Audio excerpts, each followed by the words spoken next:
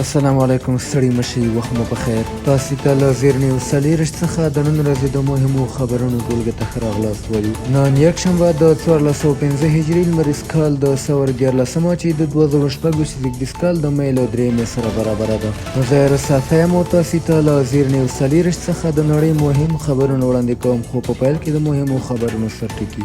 ایران 14 مادهیز پلان وړاندې کړ. ټرمپ د پوځي اقدام خبرداری ورکړ. په لبنان کې اسرائیلي ځواکونو مرګ ژوبله اړولې. د لبنان په سویلي سیمه کې د اسرائیل هوایي او ځمکني بریدونه لا هم روان دي چې د مرګ ژوبلې شمېر هم پکې لوړ شوی دی. اوس هم پام وکړئ پوره خبرونو ته. د راپورونو له مخې ایران د امریکا د 9 مادهیي وړاندیز په ځواب کې د جګړې د پای ته رسیدو لپاره یو 14 مادهیي پلان وړاندې کړی او ټینګار یې کړی چې وروستۍ هوکړه باید د 10 ورځو دننه ترلاسه شي. د تصنیم خبري اژانس د معلوماتو له مخې د ترهاد یو سیمه ییز منځګړي له لارې امریکایي چارواکو ته سپارل شوې ده. په پلان کې د پوځي یرغل د نه تکرار تضمین، د سیمې څخه د امریکایي ځواکونو ایستل، د سمندري محاصرې ختمول، بندیزونو لغوه کول، د کنګل شویو شتمنیو خوشي کول او په لبنان او نورو جبهو کې د جګړو درول شامل دي. دغه راز د هرمز تنګي لپاره د نوي میکانیزم وړاندیز هم پکې شوی دی. بل لور ته د امریکا ولسمشر ډونالډ ټرمپ ویلي چې دا طرحه به ژر وارزوي، خو د یوې هوکړې په اړه یې شک څرګند کړی دی.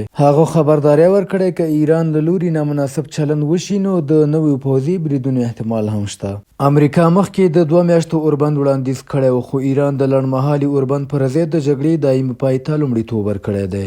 پر لبنان د اسرائیل بریدونه زیات شوي، ملکی تلفات دوام لري. د لبنان په سویلي سیمه کې د اسرائیل هوایي او ځمکني بریدونه لا هم روان دي چې د مرګ ژوبلې شمېر پکې لوړ شوی دی. د لبنان د عامې روغتیا وزارت وایي د مارچ له 3 2609 کسان وژل شوي او 8209 نور ټپیان دي. او وروستۍ بریدونو کې د سور په سیمه کې 5 کسان ټپیان شوي چې 4 روغتیایي کارکوونکي دي. چارواکي وایي دا برید د یو روغتیایي مرکز ترڅنګ شوی او د نړیوالو قوانینو خلاف عمل بلل کیږي. حزب الله هم اعلان کړی چې د اسرائیلي ځواکونو پر ضد یې بریدونه کړي، خو د ځینو بریدونو پایلې نه دي تایید شوي. بل لور ته اسرائیلي پوځ ادعا کړې چې په تېرو 4 ساعتونو کې یې له 100 څخه زیاتې وسلې موندلې دي. راپورونه ښیي چې په جنوب کې روغتیایي او بنسټیز خدمات په پرله پسې ډول زیانمن شوي دي.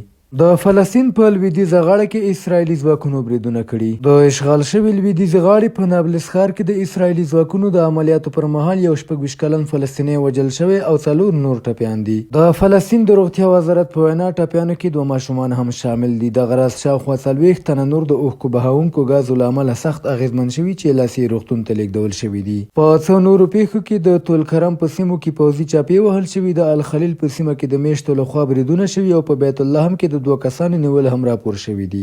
او وروسته خبر ده چې زیلنسکي د اروپایي مشرانو سره د لیدنې لپاره ارمنستان ته رسېدلی. د اوکراین ولسمشر ولادیمیر زیلنسکي ارمنستان ته رسېدلی او ټاکل شوي چې نن له څو اروپایي مشرانو سره مهمې لیدنې ترسره کړي. د هغه د ویان په وینا زیلنسکي به د بریتانیا، ناروې، فنلنډ او چک جمهوریت له صدر اعظمانو سره خبرې وکړي.